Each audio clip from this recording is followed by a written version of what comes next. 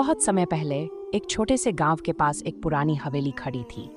लोग कहते थे कि हवेली में एक द्रविनी नाम की भूतनी रहती थी, जो रात होते ही गांव के लोगों को सताने आ जाती थी। दिन में वह हवेली शांत लगती थी, पर रात के अंधेरे में हवेली से चीख पुकार की आवाजें आती थी।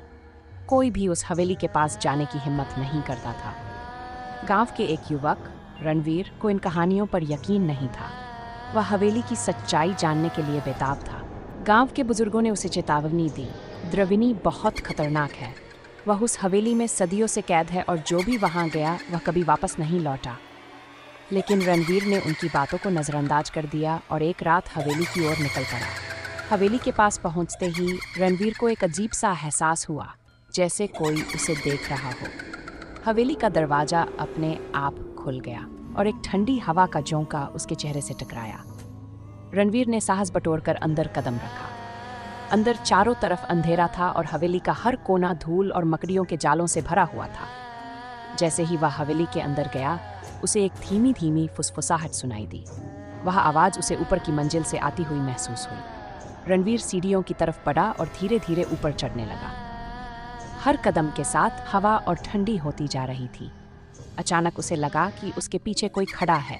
उसने पीछे मुड़कर देखा, लेकिन वहां कोई नहीं था। वह ऊपर की मंजिल पर पहुंचा और देखा कि एक कमरा खुला हुआ था।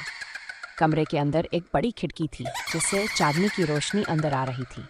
कमरे के बीचों बीच एक पुराना पलंग था और उस पलंग पर एक सफेद साड़ी में लिपटी हुई औरत बैठी थी। उसके लंबे बाल उसके चेहरे को ढक रहे थे। रणवीर ने कांपती हुई आवाज में पूछा, तुम कौन हो? उस औरत ने धीरे धीरे अपने बाल हटाए और रणवीर को देखा।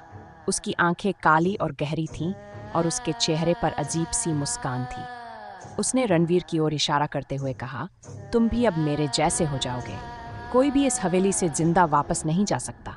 रणवीर ने भागने की कोशिश की, लेकिन हवेली के दरवाजे अपने आप बंद हो गए। हवेली की दीवारों से अजीब अजीब आवाजें आने लगीं और वह औरत हवा में गायब हो गई।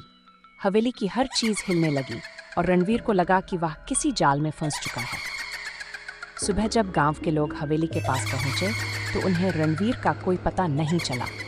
हवेली के अंदर सिर्फ उसकी आवाजें गूंज रही थीं, जो मदद के लिए पुकार रही थीं।